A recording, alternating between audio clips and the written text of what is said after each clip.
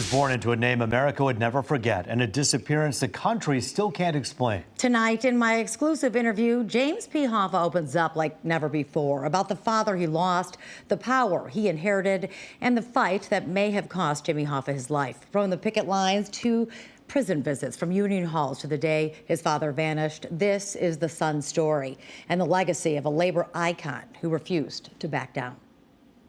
People think you're a junior, but you're not. I'm James P. You're James P. Always been. James P. Hoffa isn't a junior, but he carries the name, the legacy, and the weight of a mystery that still haunts America. Did your dad, do you think he knew that somebody wanted to take him out? I was afraid for his safety. My father was a very fearless person. And he was one of these people, you know, he was just a very strong person, and that's the way he was. In a rare sit-down interview at his go-to Coney Island in Troy, I sat down with the son of Jimmy Hoffa, the fearless, fiery Teamsters boss who took on the government, the mob, and anyone who stood in the way of the working man. But that same relentless power may have led to his disappearance, and his own son believes it cost him his life. So when I knew we didn't come home, I had the worst thoughts. I immediately flew home and did what do you do? I mean, you start calling the police, you start filing reports, you start calling people, what do you know? And no one knew anything. No one knew anything. So it was hard. No one would say anything. Well, they wouldn't say anything, so it was very, very difficult. Very, very difficult time. 50 years have passed, but the pain of losing his father still lives with James P. Hoffa. Jimmy Hoffa may have disappeared without a trace, but what he did for the working class left behind something stronger than answers, a legacy that still stands. If someone says the name Jimmy Hoffa today, what do you want them to think of first? Great labor leader. To honor Jimmy Hoffa's legacy, we're returning to his roots in Clay County, Indiana, where the story begins. There's a family right there. That's my dad. That's Billy, Jeanette. Jimmy Hoffa grew up fast. His father died young, and the family struggled to put food on the table. Those hard times pushed them to Michigan, where Hoffa's fighting spirit started to shine. He didn't have a choice. He had like a 10th grade education, and he had to go to work because they had no money. While working at Kroger, he took a stand, refusing to unload a shipment of strawberries until the delivery drivers got the fair treatment they deserved. It was a bold move, and the Teamsters took notice. They brought him in, and a labor legend was born. We would go on a weekend. We would go for a ride around town. We'd always end up on a picket line. And at 10 years old, I'm carrying a picket sign with my dad by the fire barrel. James remembers thousands would line up at union halls just to hear his father speak. In 1957, Hoffa's popularity catapulted him to the top of the Teamsters. As union president, Hoffa traveled the country, crusading to protect the rights of workers, but always made time for his family. What about just him as a father? What was your connection? He made efforts, you know, as busy as he was. He would make sure we spent time together, we vacationed together, we went hunting together, we went fishing together. He spent time with me and time with my sister as a family.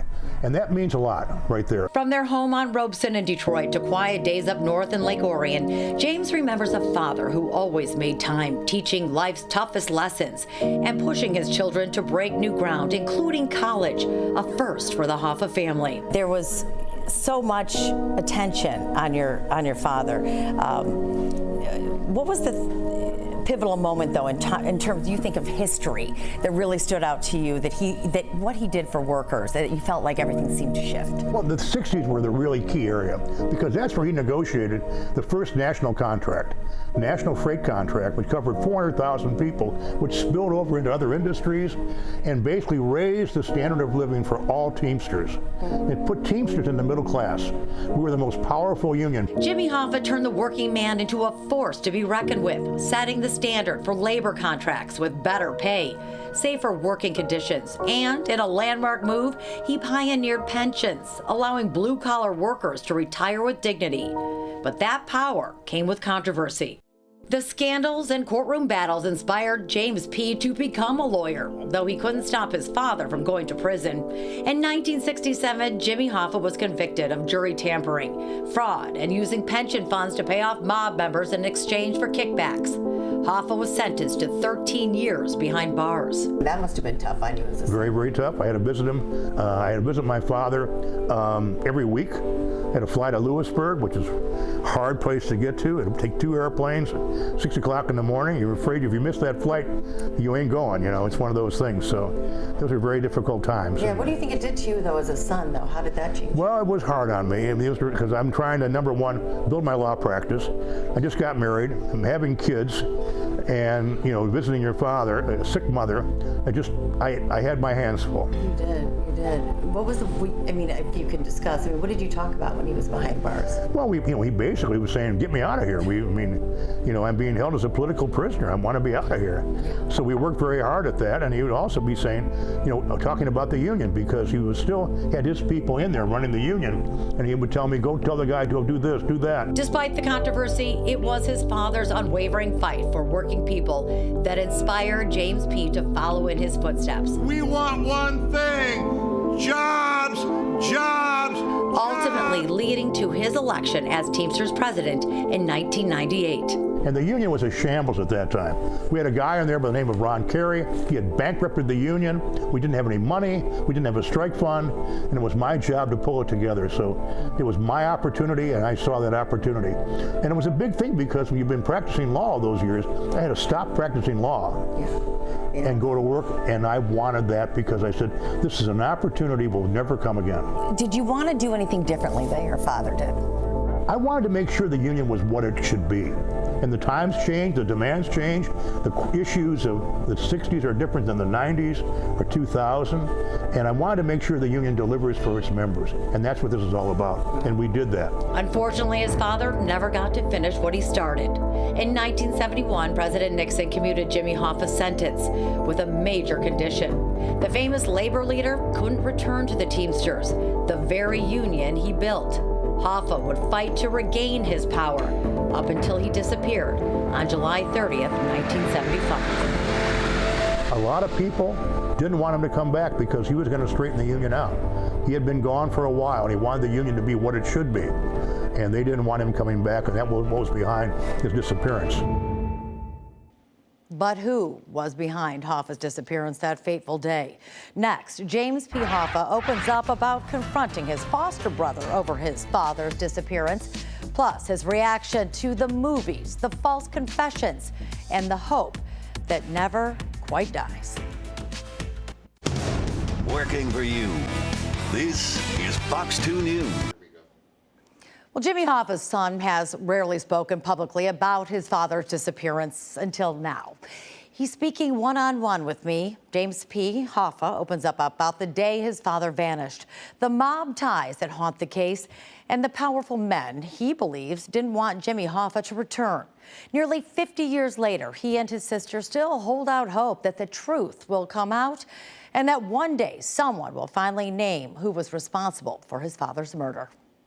Do you think it was his power? Do you think it was politics? Do you think it was his hands, the connections to the mob? He wanted to come back in the union. And the people, Frank Fitzsimmons, and the people running the union at the time did not want him coming back. And he told people, I'm coming back, I'm going to take your job. And that was a threat to them. So they got together with people that could kill him, and that's what happened to him. Hoffa telling family members he was going to have lunch with Provenzano and another man. Hoffa never made it inside the restaurant. Witnesses telling police they saw Hoffa get inside a car. At that point, authorities believe Hoffa was abducted. There has long been speculation that organized crime figures like Frank Fitzsimmons got very comfortable as Jimmy Hoffa's replacement, and so did members of the mafia, specifically the Provenzanos and Giacalonis. And when Hoffa threatened to expose their dealings, the mob made him go away. They didn't want him coming back because he was going to straighten out the union, make the union strong again for the members, to make the union for the members, because that's what he believed in. And that would cost other people money. That's right. Do you have your own theories about what happened that day? Well, I have theories, but they're as good as anybody else's theories. Like I said, people that took him to, basically lured him into a meeting and took him to some place and murdered him. It's a tragic story. But the whole idea is why. He was trying to come back in the union. and they didn't want him back. For decades, suspicion has also swirled around Chucky O'Brien, a foster son to Jimmy Hoffa with deep mob ties, accused by some of luring him to his death. The day Hoffa disappeared, O'Brien was behind the wheel of a 1975 Mercury Marquis, the same type of car witnesses say was used to kidnap the Teamsters boss outside the Mac's Red Fox. What about Chucky here? The foster? Well, I think he was involved somehow, and he became very suspicious. He showed up at the cottage the next day, and I started asking him, "Where were you?" And he didn't have any answers, and he ran away from me, got in his car, and drove away. And he was involved. He was involved. Your father's hair was found in his vehicle. Mm-hmm, absolutely. And that's troubling. He really had no explanation for where he was that day. Did they have problems? Did they get along? No, I think there was a falling out. There was a falling out right at the end. So I think that's what made him be part of any kind of a plot against my father. That would be the last time James ever spoke to Chucky O'Brien, the man he once called a brother. O'Brien died in 2020, taking whatever he knew about Hoffa's disappearance to the grave. When you drive by, the Mac's Red Fox, which is now on Diamos, I mean, do you go there ever? Do you think about it? I've never been there since. Never been there since. But I do drive by it, and every time I think about it, every time I drive by it on Telegraph, I do think about it. Yeah, I think we all do. We all do. Drive by that. You have to. Yeah, it's But I've never gone there, probably for that reason, that I'll never go there. Tips on where to find Hoffa or his body came from every corner of the country. Over the years, a trail of tips and mob confessions sparked digs across the country, each promising to crack the Hoffa mystery wide open. Do you get hope? Do you start to feel something about it? After a while, you really don't believe any of this. I mean, obviously, hope is hope. You can't ignore everything. There's been so many things where people say, "Oh, he's over here, or he's over there." There's been diggings around Michigan, and after a while, it's hard to do that, because every time there is an expectation gets raised, and that's hard on people, hard on me, hard on my sister, and we call and we talk about it, and nothing ever comes of it. It must be hard because you don't want to watch, you're sick of all of it, but you still want to know. You want to know. You want to know. Let's say tomorrow we find out something. Would that bring any sort of closure or make you feel differently about the situation? Absolutely. One of the things we don't have with my father, because of his disappearance and the way it was and never found, that we don't have closure in our family. And that today is something that is important to my sister and I, that somehow we want to know what happened. There's no way there'd be any trace of your I don't father think so. I don't think so today. I think the answer is it is what it is. If we ever find out anything, maybe, one of the problems is that, it's been 50 years, and so many people that were involved are dead. But over the last 5 decades, hope for the Hoffa family began to fade. The Hollywood depictions, although entertaining, he says, not always accurate. What came out that you had the most hope when it was revealed or came and hit the news? What did you think, okay, this might be it? Well, I think you had all these sightings right around 1975. As the years go on, it gets harder and harder, 50 years. But people would say, oh, well, he's here or he's there. And everybody knew that wasn't true. But somehow your heart jumps and say, maybe. I mean, you're still, at 34, you're still a son. You're still losing your father. It's our family, and he's still the head of the family, Yeah. Do you think about him often? I do. I think about him. I do. I think about him all the time. He was a leader. I mean, he was our guy, and he ran the family, and he did a great job. And he wanted to come back in the union because he knew the union needed him to start rebuilding this union for the members, so he could deliver for the members, and that's what this was all about. What do you think all these years later, though, when you see every document, every movie, even The Irishman? I mean, are you sick of it? Are you over it? I'm sick of it. Because there have been so many movies. There's been 4 movies, if you really think about it. Going back to Robert Blake, going back to Sylvester Stallone and Fist. And people don't even know all these movies have been made. I know them all. Hoffa with Jack Nicholson, and The Irishman. So there's been so many major movies that keep the whole idea alive. You know, I'm tired of that. Because they don't tell the story about what his true contribution was. You know, he was a great labor leader, that he cared about the members. That, you know, I was raised in a union home where we talked about the members around the kitchen table. That's kind of family I was raised in. And that doesn't come through in those movies, and that's what a story I want people to know. Now 84, James P. Hoffa is working on his own memoir, looking back at his time as Teamsters president, a title he held almost a decade longer than his father. I was there for 5 presidents, 5 elections. James P. Hoffa never tried to be his dad. He carved his own path, modernizing the labor movement and restoring integrity to a union once tainted by corruption.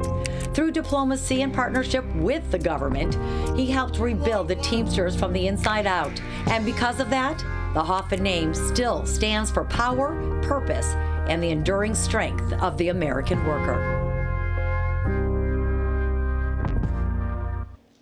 For a look back at more of the historical Hoffa mystery and more of my one-on-one with James P. Hoffa on the 50th anniversary of his disappearance, we will stream live on Fox Local, a 1-hour special, and that will start at 9 p.m. tomorrow.